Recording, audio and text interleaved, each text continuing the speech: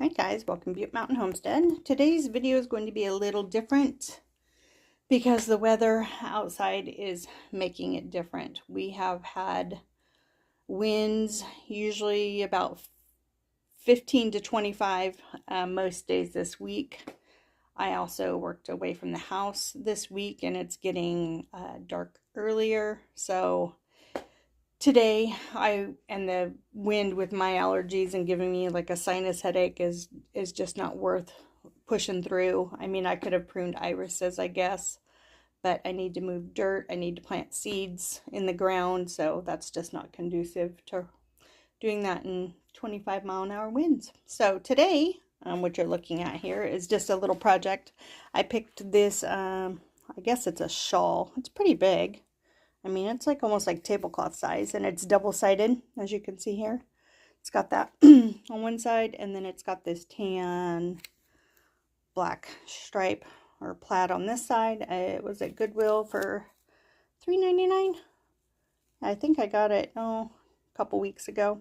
But anyways, I want to use that as a pillow cover. I won't use all of it, of course, but I had this same material on it, and just from using it as a pillow on the couch, it was ripping because this stuff is so old.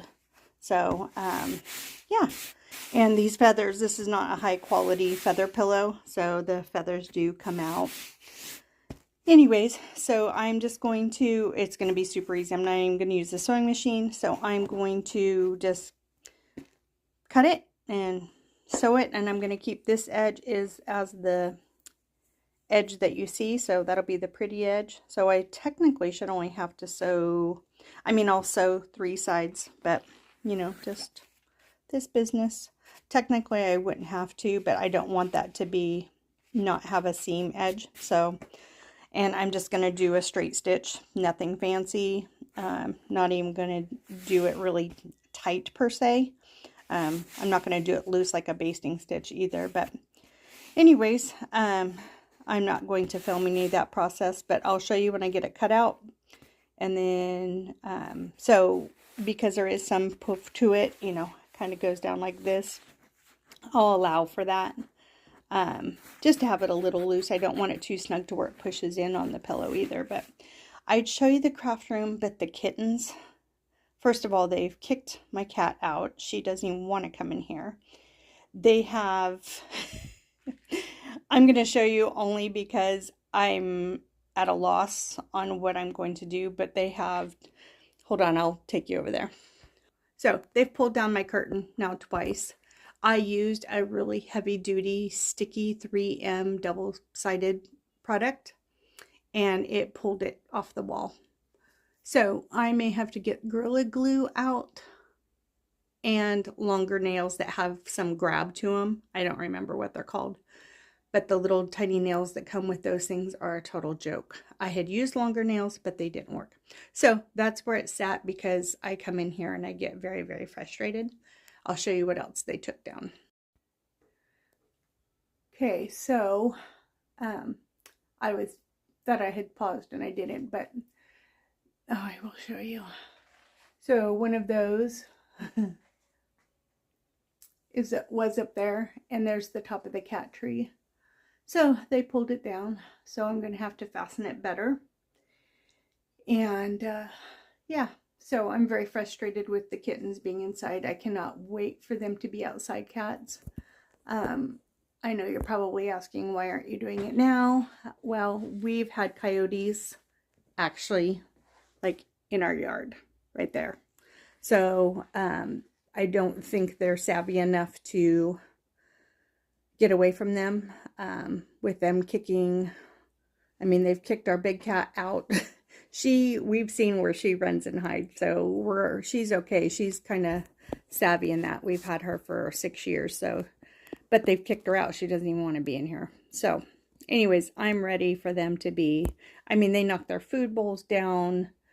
It's just, they knock everything down. This was all knocked down. Luckily, they haven't knocked any of the glass things down or tried to get up there.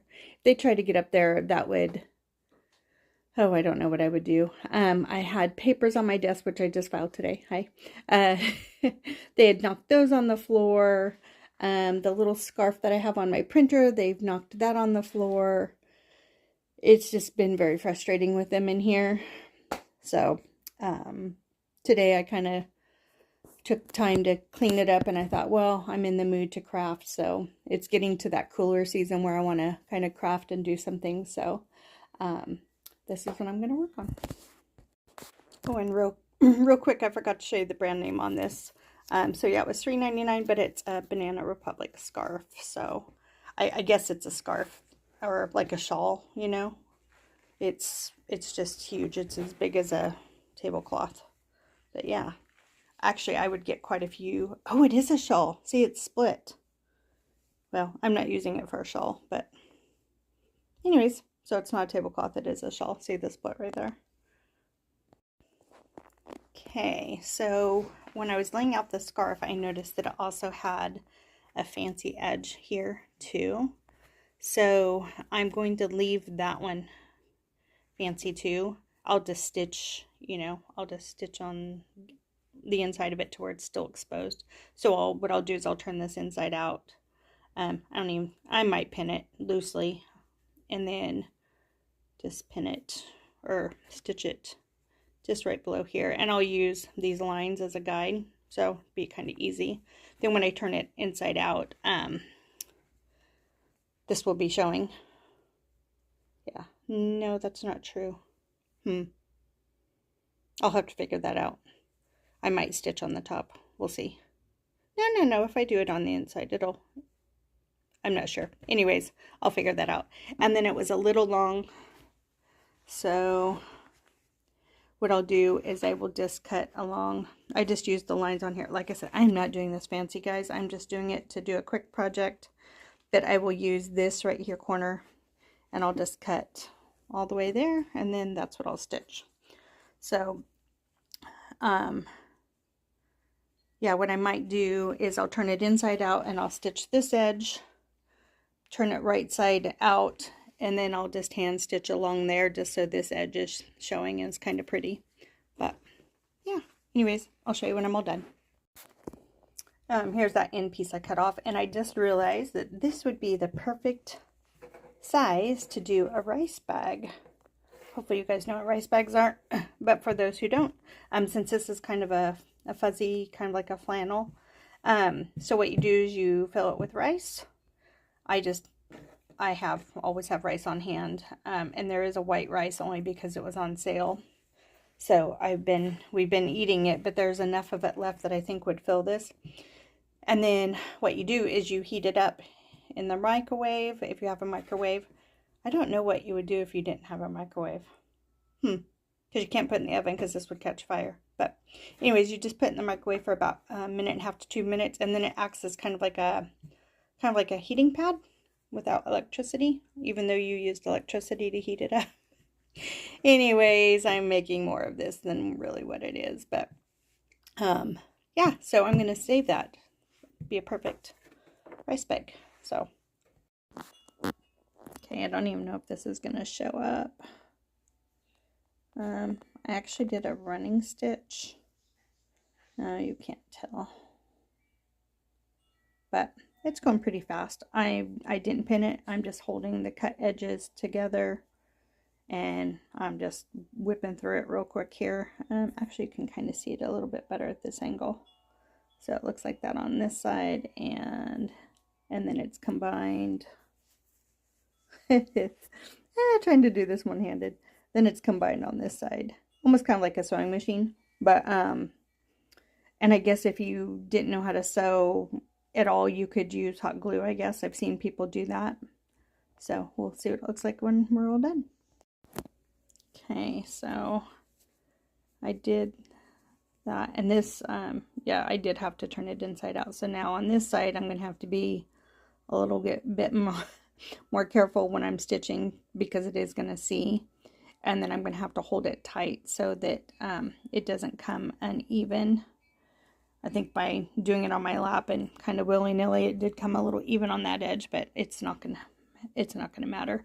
The point to this whole project is to show you that you can take a thrift store piece of clothing with a material that you like, and for very inexpensive, and get a quality pillow cover, whether you choose to sew it or glue it.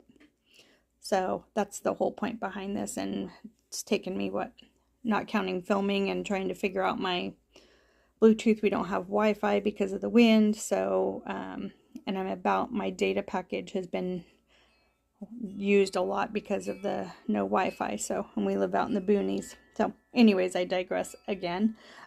So I'm just going to now stitch across there to keep that fringe showing, and then it's only just this one side, so I will show you when I'm done.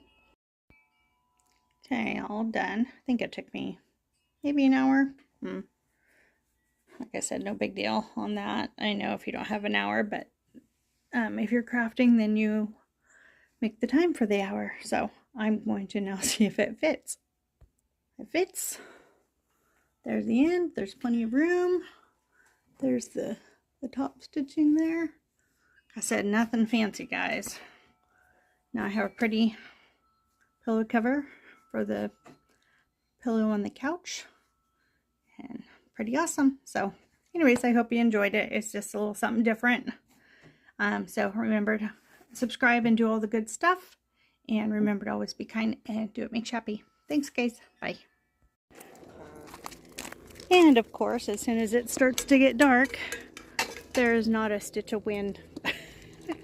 I have been crafting all afternoon. I didn't film most of it because I just was enjoying the music, which I would have had to pause and just kind of going with the flow. But so I'm out in the garden for a few minutes collecting some tomatoes, collecting eggs.